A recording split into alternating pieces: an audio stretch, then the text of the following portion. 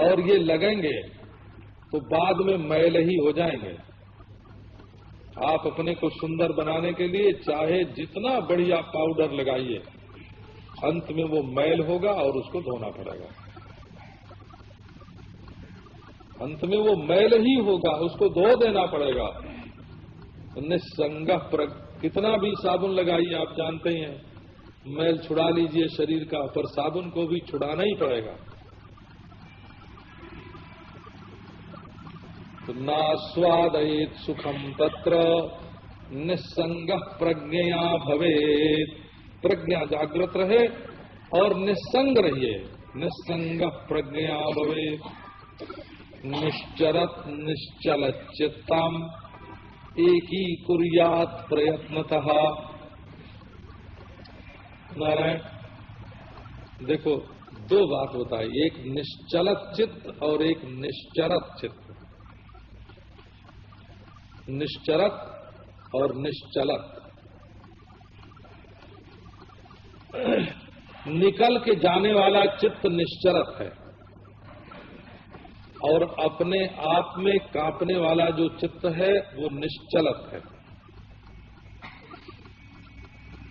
बाहर जाना और भीतर ही कांपना। जाने में क्या है? नवीन नवीन विषयों का ग्रहण है। और कंपन में क्या है? एक ही विषय का बारंबार ग्रहण है। वो भी एक ही विषय का बारंबार ग्रहण, ये भी तत्व ध्यान नहीं है। बार बार विच्छिद्य विच्छिद्य विच्छिद्य ग्रहणम, ये टूट कर एक ही वस्तु को ग्रहण करना, बार बार एक ही वस्तु को टच करना,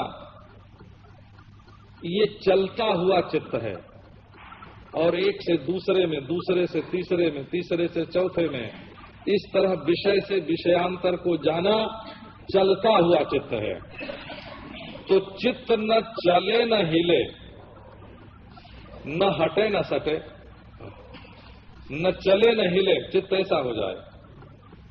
एकी कुर्यात प्रयत्नतः, चित्त और विषय दोनों को एक अवस्था में लाकर छोड़ दे। यदा न लीयते चित्तम न च विक्षिप्यते पुनः अनिंगन मनाभासम संपन्नम ब्रह्म तत्तदा। यदा न लीयते चित्तम, देखो भाई, हम शास्त्रीय प्रणाली से ध्यान की बात आपको सुना रहे हैं। ये हमारे उपनिषद संप्रदाय परंपरा से प्राप्त ध्यान की प्रणाली। हम नहीं जानते आप क्या ध्यान सीखते हैं और क्या ध्यान करते हैं। और 5-10 दिन से तो हो ही, 5-7 दिन तो हो ही गए होंगे। हाँ, 20 से प्रारंभ किया था, 31-12 दिन हो गए, 12 दिन हो गए। और ध्यान की बात आपको तरह तरह की सुनाई। लेकिन मैं सोचता था कि ध्यान की प्रक्रिया को ग्रहण करने के लिए आपका चित्त पहले तैयार हो जाए। जो लोग कहते हैं कि पोथी पन्ना फाड़ के फेंक दो, मैं जो आपको सुना रहा हूं ये भी फाड़ के फेंकना पड़ेगा, बोला। हाँ, ये कोई मामूली चीज नहीं है। हाँ, ये है कि यदि इनको आप फाड़ के फेंक देंगे तो जो कोई आपको कोई बात सुनावेगा अच्छी, तो आप ये मान लेंगे कि इसके आचार्य जी, इसके गुरु यही हैं। असल में ध्यान ग्रंथ और पंथ से छुड़ाने के लिए होता है। परंतु ग्रंथ और पंथ नहीं रहे तो ध्यान होगा ही नहीं, मिलेगा ही नहीं।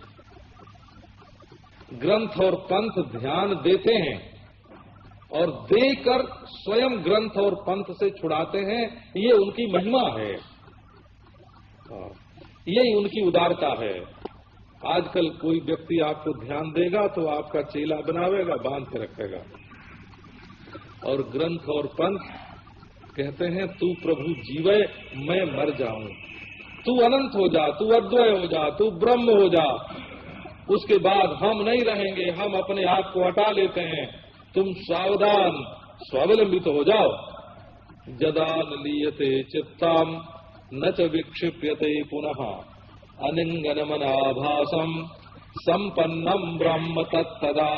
ये श्लोक जो मैं बोल रहा हूँ ये शंकराचार्य से बहुत पहले के हैं। बोला जो आदि शंकराचार्य अद्वैत संप्रदाय के आचार्य हुए हैं उनसे बहुत पहले के ये श्लोक हैं।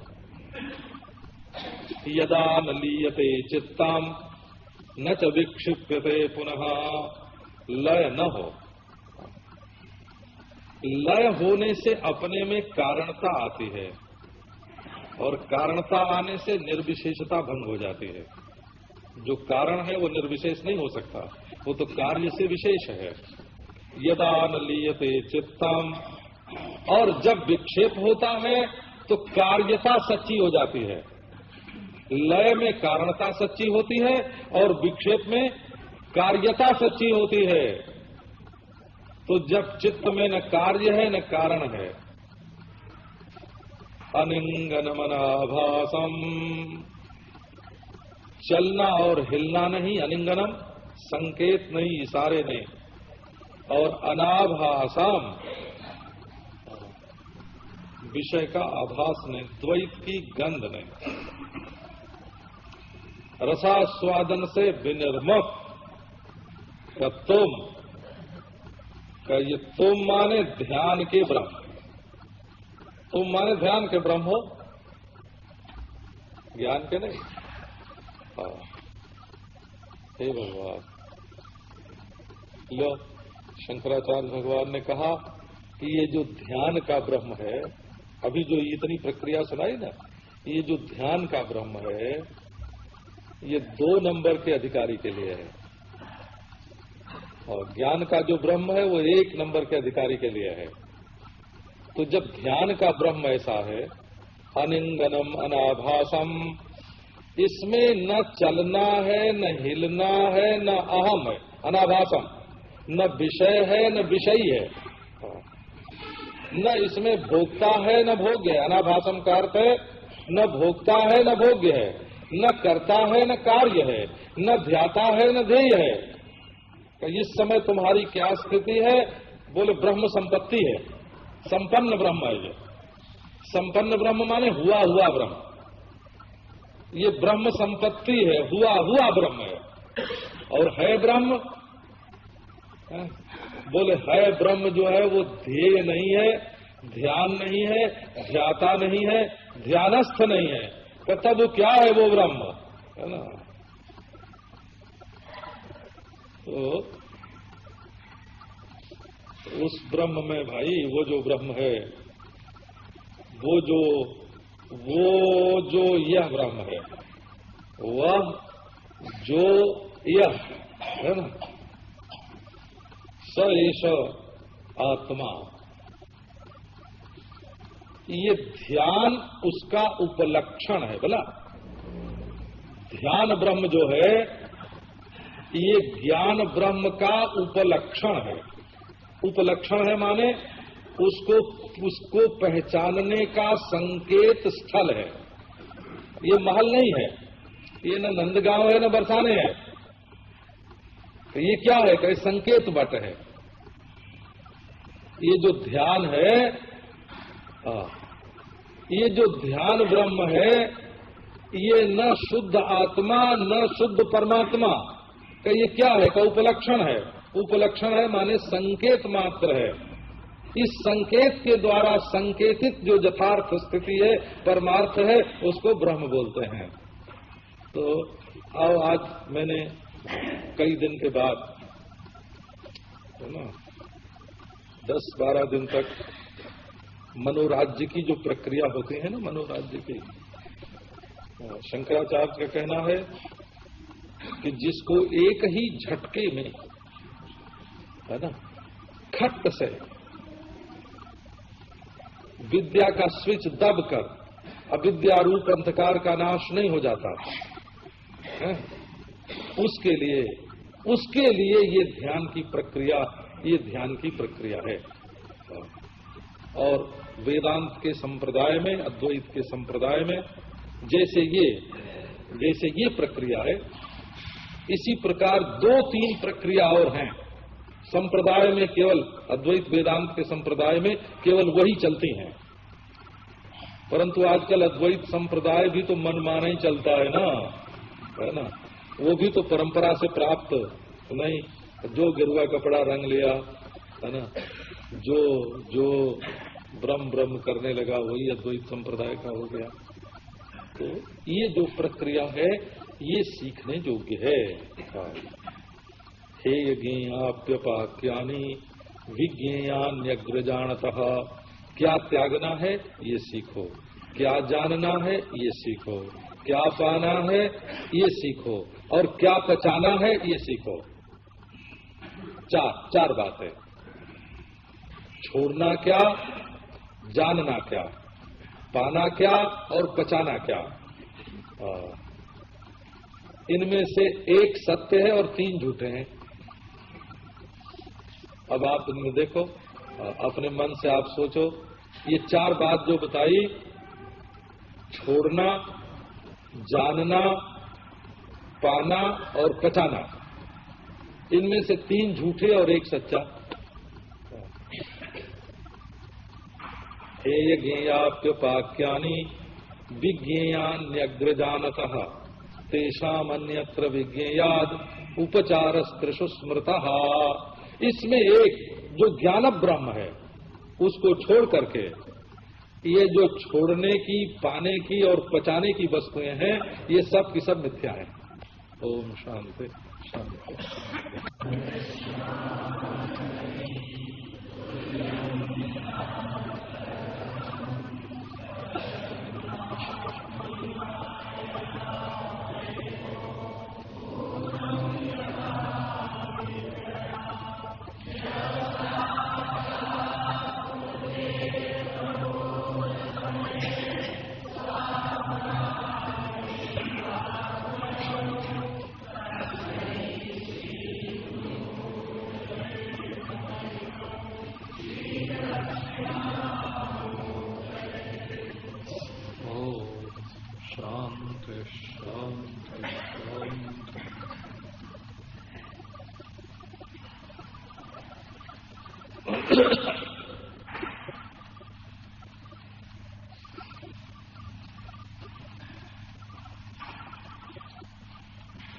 बालक है,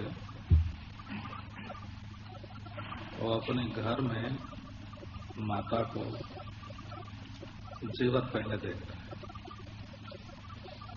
और वो पहचानता है कि ये कंगन है हाथ में पहनने का, ये कुंडल है कान में पहनने का, ये हार है हृदय पर पहनने,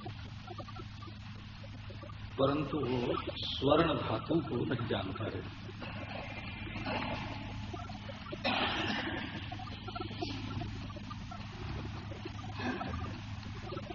स्वर्ण धातु तो वो है जो हार में भी है, कुंडल में भी है। ये नहीं कि सोने को पहचान लिया कुंडल में, सोने को पहचान लिया हार में, सोने को पहचान लिया अंगूठी में, ऐसा नहीं। सोने को सिल्ली में भी पहचान लिया, सोने को कण में भी पहचान लिया, सोने को द्रव में भी पहचान लिया। स्वर्ण धातु की पहचान हो गई।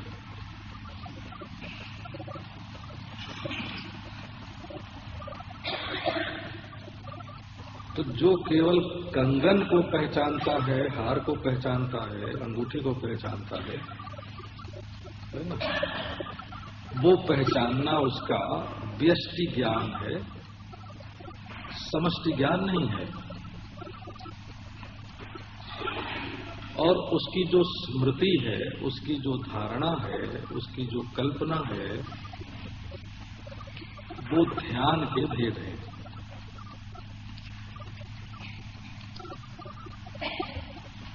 ज्ञान व्यष्टि का है तो अज्ञान युक्त ज्ञान है,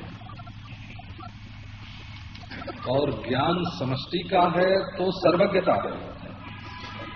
और जब व्यष्टि और समष्टि से रहित ज्ञान है तो शुद्ध ज्ञान है। ज्ञान तो ज्ञान ही है। तो कंगन ध्यान है और सोना ज्ञान है, ऐसे आप समझो।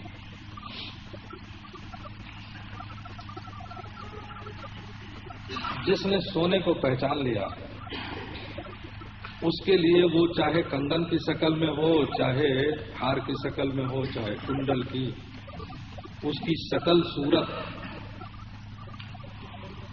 आकृति और बनावट और नाम कंगन, सोना नाम नहीं है, सोना कंगन नहीं, हार कंगन, नाम अलग अलग भले हों, शकल सूरत अलग अलग भले हों, जो सोने को पहचानता है उसके लिए सब शक्लें अलग अलग होने पर भी एक सोने की है। अब आपको ध्यान और ज्ञान की बात सुनाते हैं।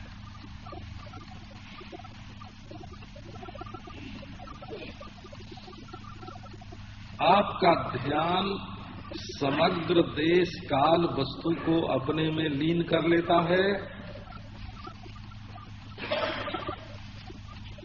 कि तात्कालिक जो देश काल वस्तु की प्रतीति है उससे मुक्त होकर रहता है।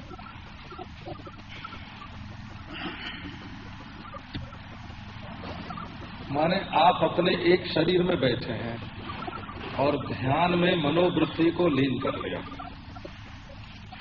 और बाहर जो देश काल वस्तु है सो ठीक है, उससे कोई मतलब नहीं, क्योंकि एक अंतःकरण में होने वाला जो ध्यान है वो समग्र देश, समग्र काल और समग्र वस्तु को अपने में लीन कैसे कर लेगा, ये कल्पना साधारण ध्यानी के मन में नहीं आ सकते।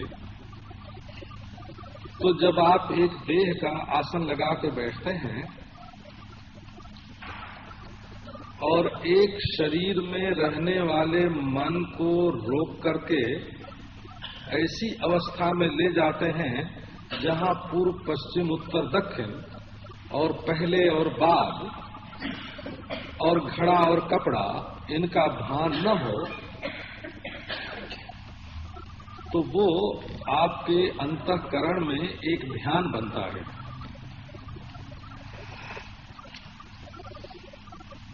अच्छा, अब इसको हम जरा व्यापक दृष्टि से लेते हैं। केवल अपने शरीर से संबद्ध देश काल वस्तु ही नहीं, समग्र देश काल वस्तु की प्रतीति अपने अंतःकरण में होती है। देह में बैठे हुए नहीं, देह तो एक द्रव्य का अवयव है और देह की जो लंबाई चौड़ाई है वो देश का अवयव है और इसकी जो उम्र है वो काल का अवयव है। समग्र काल, समग्र देश और समग्र द्रव्य केवल हमारे अंतःकरण में तदाकार वृत्ति होने से भासता है और तदाकार वृत्ति होने से नहीं भासता।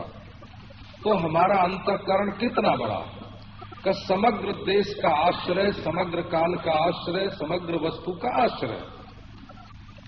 आप देखेंगे इस प्रकार ध्यान करने वाले आत्मा को विभु मानते हैं। ये जोगी लोग जो हैं, सांख्यवादी लोग जो हैं, वो आत्मा को विभु मानते हैं। क्यों? का विभु आत्मा के ध्यान में ही समग्र देश काल वस्तु भास रहे हैं, लेकिन वे अंतःकरण के भेद से आत्मा का भेद भी मानते हैं। वो कहते हैं कि सबके जन्म अलग अलग हैं, सबकी मृत्यु अलग अलग है, सबके सुख दुख अलग अलग हैं, सबके पाप पुण्य अलग अलग हैं, सबके करण इंद्रियां अलग अलग हैं। इसलिए पुरुष बहुत्वम सिद्धाम, इसलिए पुरुष का बहुत्व सिद्ध हो जाता है, ऐसा वे कहते हैं। वेदांतियों का इस संबंध में कहना यह है कि जन्म अन्यगत, मरण अन्यगत, करण अन्यगत है, सुख दुख अन्यगत, पाप पुण्य अन्यगत, अलग अलग शरीरों में अलग अलग, और इसके कारण विभू आत्मा में भेद हो जाए, ये बिल्कुल असंगत कल्पना है। किसी कक्षा में वो ग्राह्य हो सकती है, परंतु वास्तविक नहीं हो सकती। इसलिए एक आत्मा, उसका नाम विभू रखो चाहे ईश्वर रखो, और एक अंतःकरण, और एक अंतःकरण की समाधि, और एक अंतःकरण का विक्षेप, ये शिवस्वरूप आत्मा। शैवों ने कहा कि ऐसा है। ये जोगियों के ध्यान में और शैवों के ध्यान में यही अंतर है।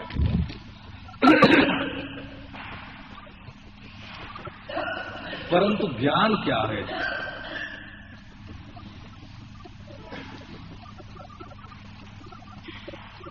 ये तो बूंद बूंद में ध्यान, बूंद बूंद का ध्यान, बिंदु का ध्यान अथवा सिंधु का ध्यान, घटाकाश का ध्यान अथवा महाकाश का ध्यान।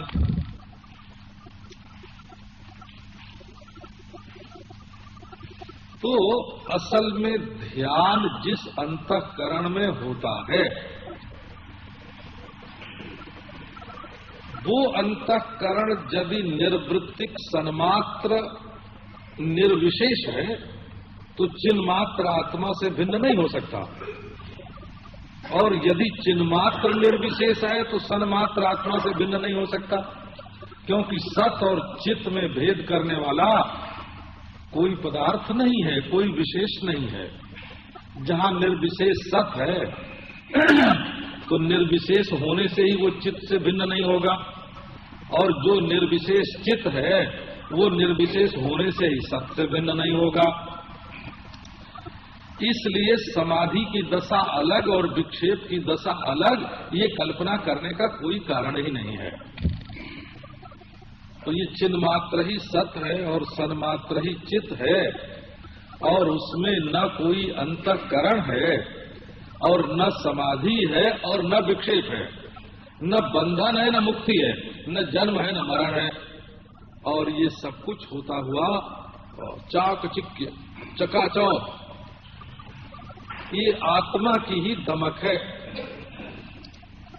ज्ञान स्वरूप आत्मा ही कभी बदन, कभी के रूप में, कहीं के रूप में, कुछ के रूप में, समाधि के रूप में, विक्षेप के रूप में, माने देश काल वस्तु के रूप में भी और अवस्थाओं के रूप में भी भास रहा है।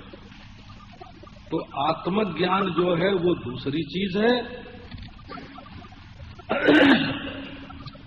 और उस आत्मज्ञान को प्राप्त करने के लिए मार्ग में, जहां हम देह में बैठे हैं, यहां से ऊपर उठाने के लिए ध्यान नाम की एक वस्तु है। यहां तक कि सर्वज्ञ ईश्वर भी ध्यान की एक अवस्था है, और समाधि भी ध्यान की एक अवस्था है, समष्टि भी ध्यान की एक अवस्था है,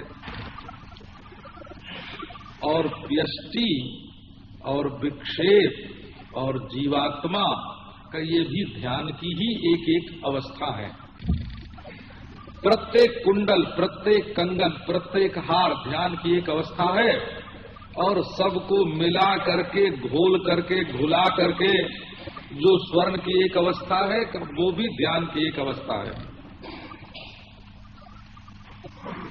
और ज्ञान असल में होता ये है कि आदमी अपने व्यक्तित्व का मोह नहीं छोड़ पाता, इसलिए ध्यान तो उसकी समझ में आता है, परंतु ज्ञान समझ में नहीं आता। कुल का कुल ईश्वर की शरण में कौन जाएगा? एक व्यक्ति।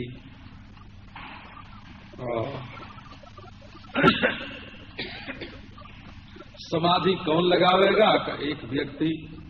एक की समाधि से सबकी समाधि तो होती नहीं, एक के ईश्वर की प्राप्ति से सबको ईश्वर की प्राप्ति तो होती नहीं। जैसे एक एक की चोरी अलग अलग है, चोर को सजा मिलती है, जैसे एक का दान दाक्षिण्य आदि सद्गुण अलग अलग है, सबका नहीं है।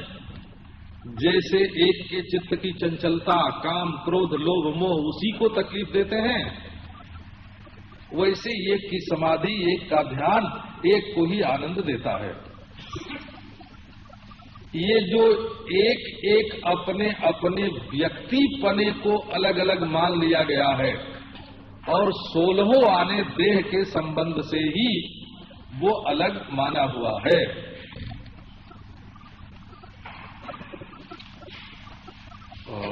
ये शरीर ध्यानी बन जाए, ये शरीर ज्ञानी बन जाए, ऐसे ही है जैसे ये शरीर धनी बन जाए, ये शरीर विद्वान बन जाए, ये शरीर तपस्वी बन जाए। देह में अहम भाव की स्थापना करके और इसमें हम कुछ विशेष चाहते हैं, ज्ञान को भी आभूषण बनाना चाहते हैं, ज्ञान को इस अहम का आभूषण बनाना चाहते हैं। तो ध्यान तो अहम का आभूषण बन सकता है, परंतु ज्ञान अहम का आभूषण नहीं बन सकता। संधयो खिल वृत्तीनाम अभावाश्चावभासिता। अब आप आओ, ध्यान की एक प्रक्रिया आपको सुनाते हैं।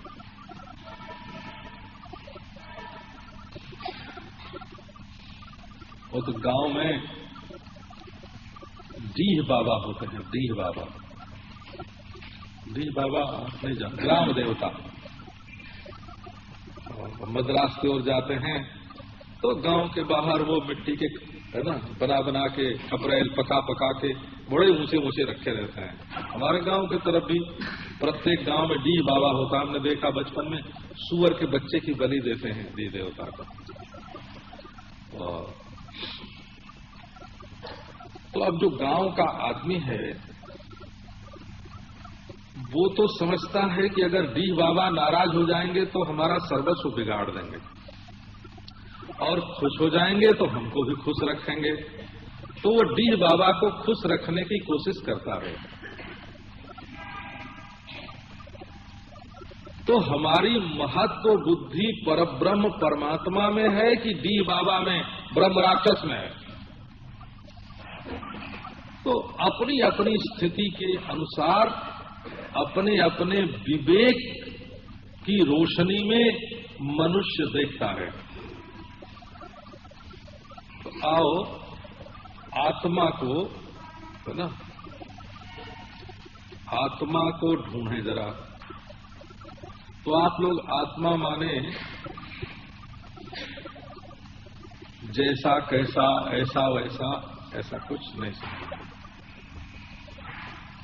आत्मा माने आप स्वयं। यहां वस्तु को पकड़ो, आप स्वयं आत्मा है। ये जो आंख से आप ही देखते हैं कि कोई दूसरा देखता है? आपका क्या ख्याल है? आंख से देखने वाले आप हैं कि कोई दूसरा है? तो आंख से देखने वाले आप, और कान से सुनने वाले का आप, नाक से सूंघने वाले का आप, जिह्वा से स्वाद लेने वाले का आप, त्वचा से छूने वाले का आप। तो अब यही देख लो ना कि विषय हैं अलग अलग और इंद्रियां हैं अलग अलग और आप एक हैं।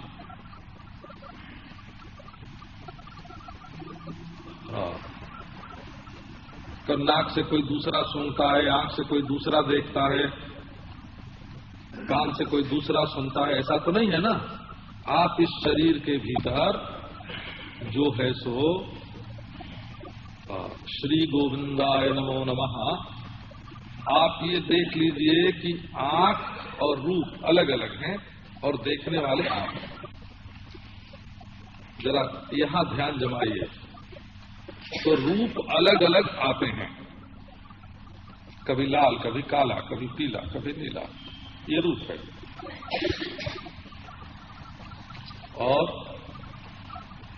पान जो है ये होठ जो है ना, होठ, ये पान की कट का है, ये आकृति हुई हो, इसका नाम आकृति हुआ। और लाल लाल है, ये रूप हुआ। ये नाक उठी हुई है कि चिपटी है, ये आकृति हुई। परंतु आंख से जितनी दिखाई पड़ती है ना, वो गोरी गोरी काली काली, वो उसका रूप है, रंग है। तो अलग अलग रूप आपकी आंख के सामने आते हैं, अलग अलग आकृतियां भी आती हैं। अलग अलग रूप होने पर भी आपकी आंख तो वही की वही होती है। अच्छा, आंख की अवस्था भी अलग अलग होती है, आप ये ध्यान। किसी की आंख अंधी होती है, किसी की मंदी होती है, किसी की तेज होती है, किसी की ऐसा ताना होती है, किसी की काना होती है ना। आंख तो कानी भी, ऐसा तानी भी है ना, मंद भी। किसी को 22 नंबर 30 नंबर का चश्मा, हे भगवान, है ना।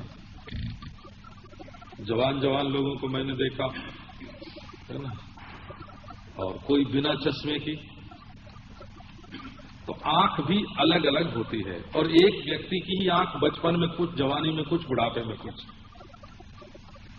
ऐसे कान भी किसी का जोर से सुनता है और किसी का कम सुनता है।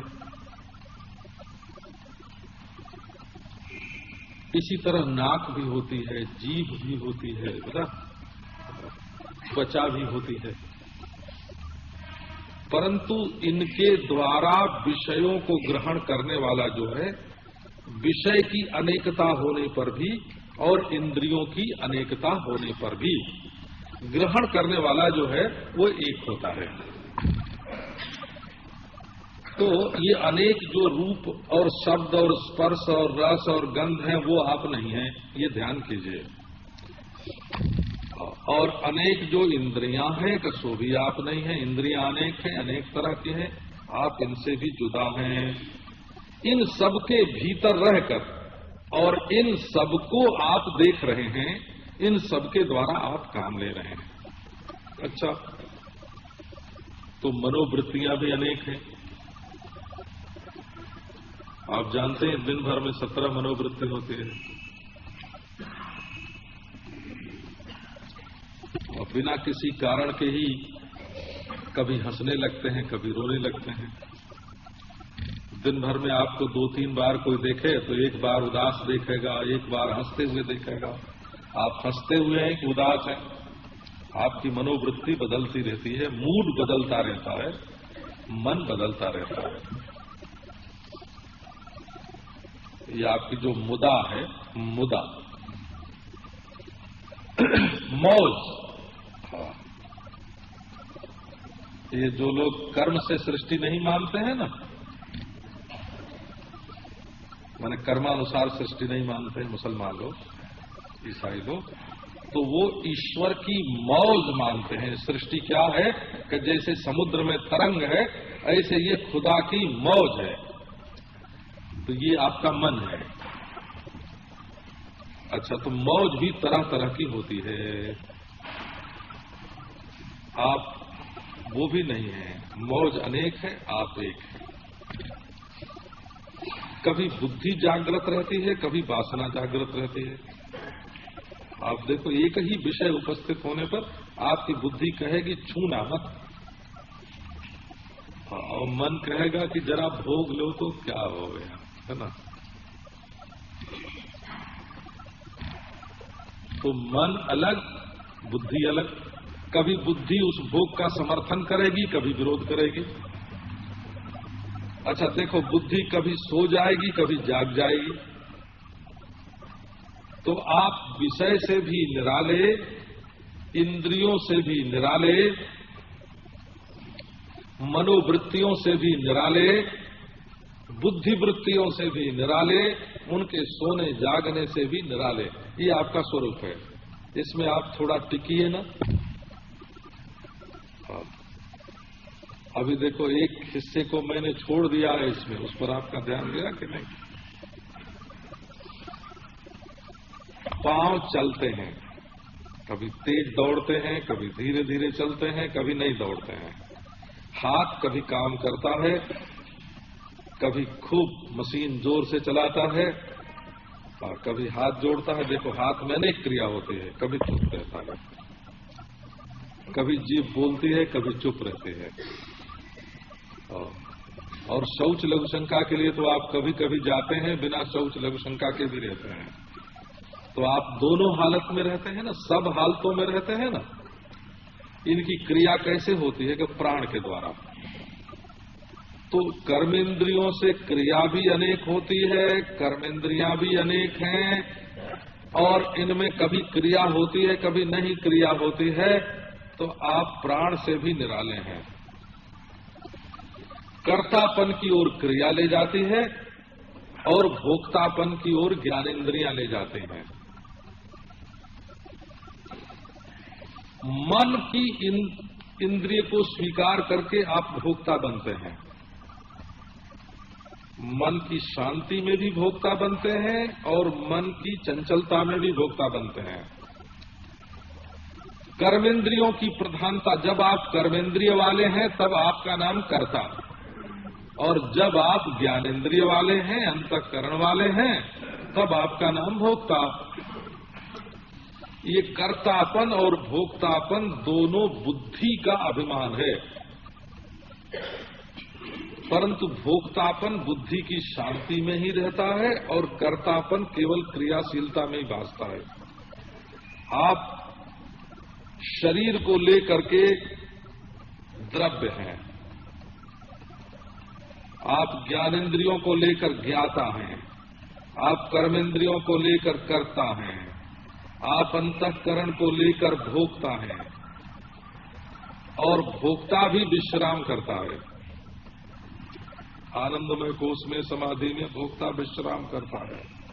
तब आप क्या हैं? आओ आप अपने कूटस्थ स्वरूप में बैठ जाओ।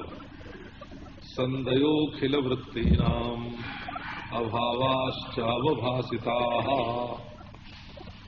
अलग अलग वृत्ति होती है, आप ऐसे नहीं मालूम कर पाते हैं तो थोड़ी देर के लिए बैठ जाइए। बैठना नमूना है वो।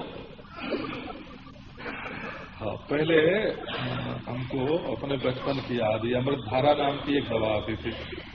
अब आती है कि नहीं आती है वो हमको मालूम नहीं, पर जैसा जितना हल्ला उसका शुरू में सुनने में आया था, जितनी पहले धबकी थी उतनी अब सुनने में नहीं आते हैं। ऐसे आदमी भी होता है, कोई आदमी शुरू में आग की तरह जलता है और फिर राख हो जाता है।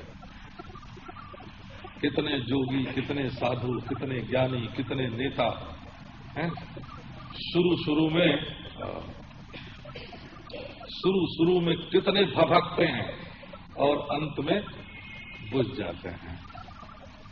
जो बरा सो भुताना, जो फरा सो झरा, जो बरा सो भुताना। जो फलता है वो झड़ जाता है और जो जलता है वो बुझ जाता है। अमृतधारा नाम की दवा आती थी तो छोटी छोटी शीशी में उसके नमूने, 2-2 आने, 4-4 आने के नमूने आते थे, और बड़ी शीशी लेनी हो तो बड़ा आता था। तो ये ध्यान क्या है? ध्यान क्या है?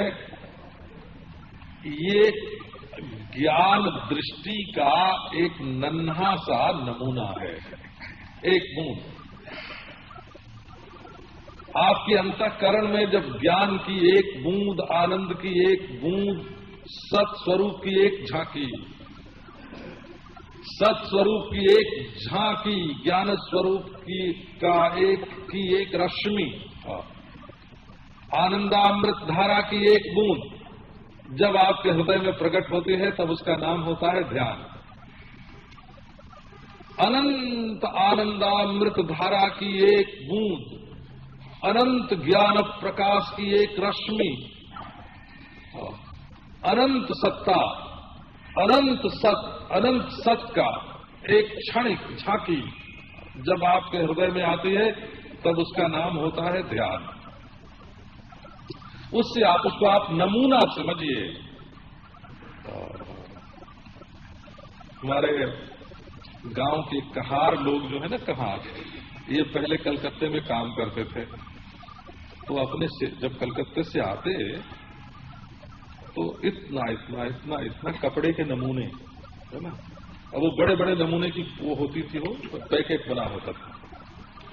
अब वो ऐसे करके महाराज नमूने नमूने करके जो ले आते हैं, तो इतना हो जाता उनके घर में।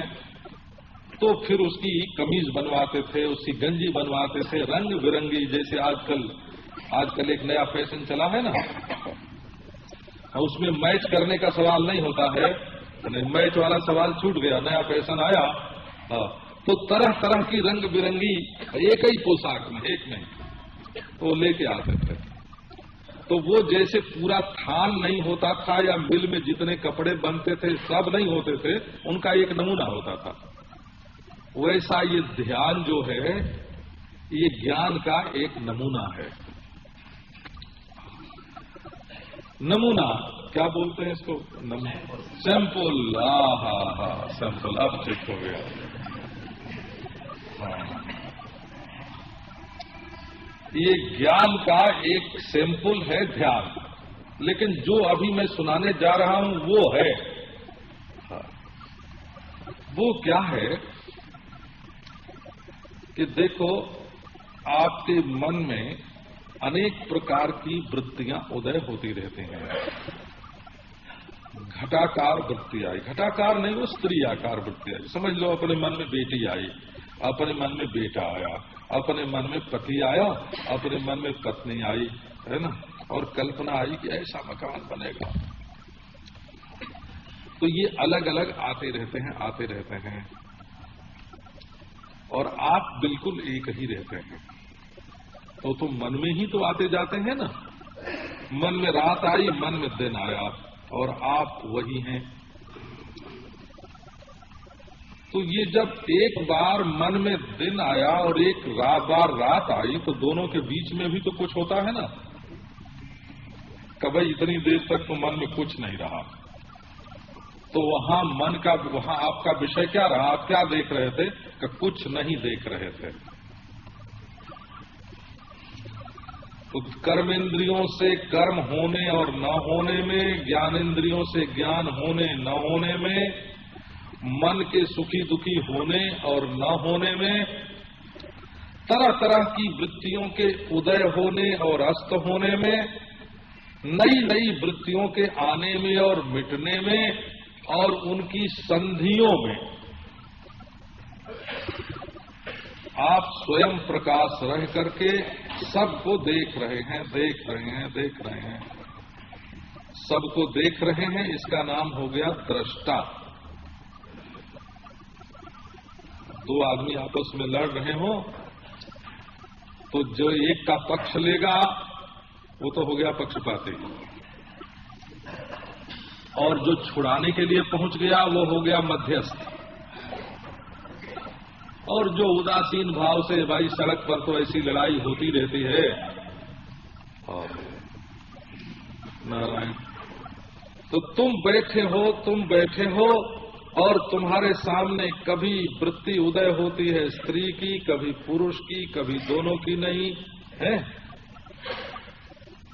और कभी सो जाते हैं, निद्रा है, स्वप्न है, जागृत है, और तुम दृष्टा हो, साक्षी हो, गवाह हो।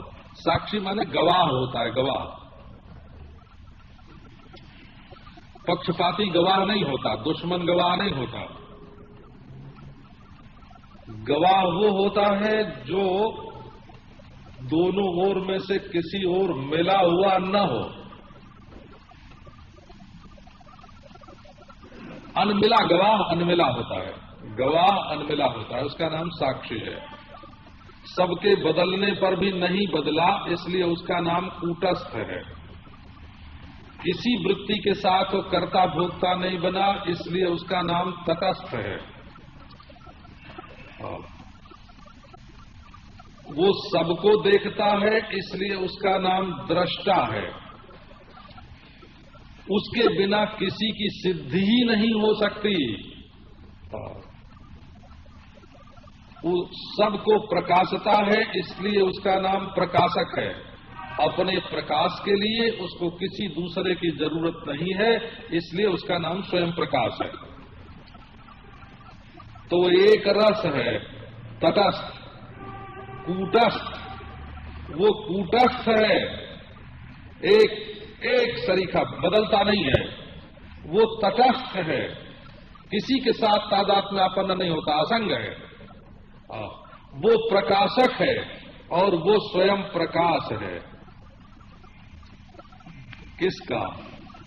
देशाकार वृत्ति का, पूर्व पश्चिम उत्तर दक्षिण वाली और उनकी समष्टि वाली वृत्तियों का, पहले पीछे सब वृत्तियों का, काल वृत्ति का और घाट पाट मठ आदि समस्त पदार्थों का और समस्त द्रव्यों का, जो केवल एक रस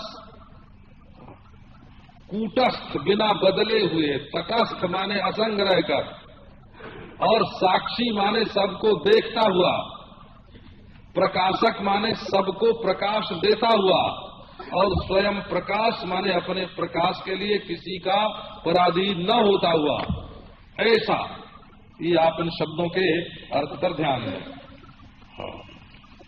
कूटस्थ माने परिवर्तनशील नहीं, तटस्थ माने किसी के साथ तादात्म्य न करने वाला, असंग उदासीन।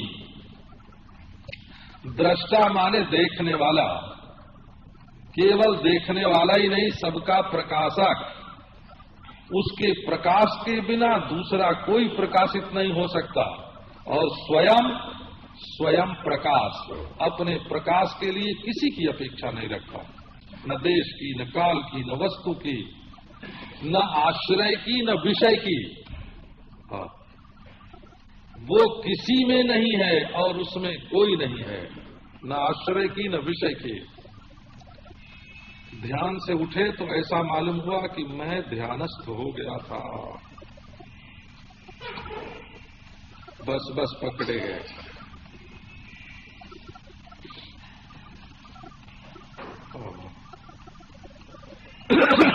बस यही पकड़े गए। ये ध्यान तो है परंतु ज्ञान नहीं है।